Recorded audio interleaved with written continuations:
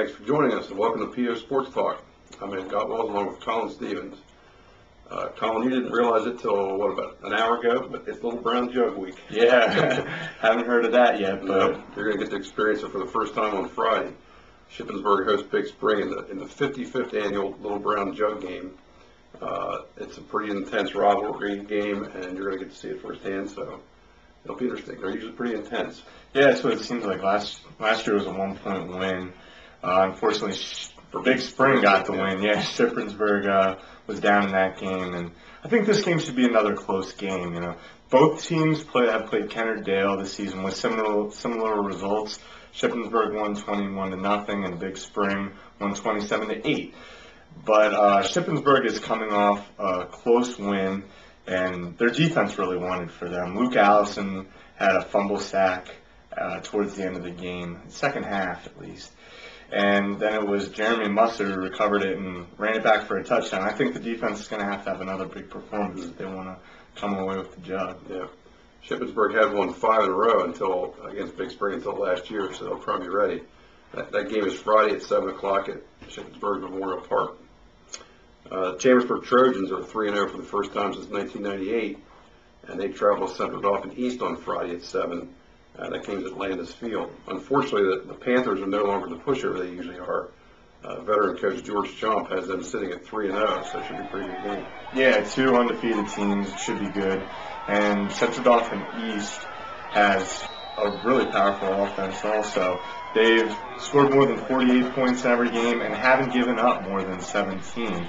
But they do give up big plays, looking through some of their past games, and that's kind of Chambersburg's specialty, it seems like, coming through with big plays. But Central Dauphin East's defense also comes up with big plays. They force a lot of turnovers, so Chambersburg is really going to have to watch that. But I'm seeing a high-scoring game this week again. So. The Trojans haven't turned it over much, 3 times in the first game, but none since then, so that could be a real key. Yeah, definitely.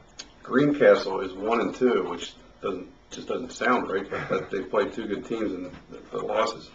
They begin Mid-Penn Colonial play at West Perry on Friday at 7. I'm sure the Blue Devils will be pretty angry for this one. Oh, for sure. The last game was, I had to leave at halftime, and it was a close game then, but you could just tell that Susquehanna Township was just so big, and we're going to be able to wear them down. Fast, too. Oh, very fast. So they definitely had to warm them down in the second half. But West Perry is really struggling this year, and like you said, Greencastle is going to be angry, and just like they came out of the Chambersburg loss, I think they're going to come back this week and have a really strong performance. You're probably right. James Buchanan plays Friday at Gettysburg at 7. We know virtually nothing about the Rockets' 35-14 loss to Middletown last week. JB didn't report anything to our paper, and Middletown didn't report anything to the Patriot, so neither one of us really know much at all. Or even wonder if they even played that game. Yeah. But they do play Gettysburg this week, so. Yeah, and we know Gettysburg has not won a game yet this season.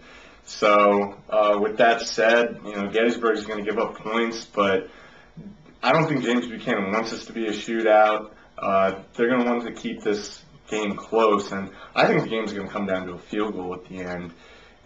Which way that'll go, I haven't made my mind up, but I do think it's going to be a low-scoring, duke-em-out game. Okay. Waynesboro is fresh off its first win over New Oxford last week. They host Northern on Friday at 7:30. Yeah, Northern's 1-2, as is Waynesboro. But Waynesboro's coming off the win. So I think that momentum should help them. But my key player for this game is going to be quarterback Matt Wade. He's had a few strong performances already this season, and I think he's going to have to keep that going, but he's going to have to take care of the ball. They're going to come out with the win. Yeah, he's definitely improved a lot since last year. And then the final game of the week is Mercersburg Academy opens play in the Mid-Atlantic Prep League. They're going to host Hun on Saturday at 2. I know Coach Walker said last week that they seem to have most of their skill positions set, but they're just not really set on the quarterback yet. Yeah, and Hun's traveling all the way from New Jersey, so that should definitely play in Mercersburg's advantage. But like the Waynesboro game, I think this is going to be a close game. Not too sure what the outcome will be, but I'm not feeling like it's going to be a blowout or a high-scoring game. I think it'll come down to a touchdown. Okay. All right, thanks for joining us for Sports Talk. Have a good week and enjoy the games.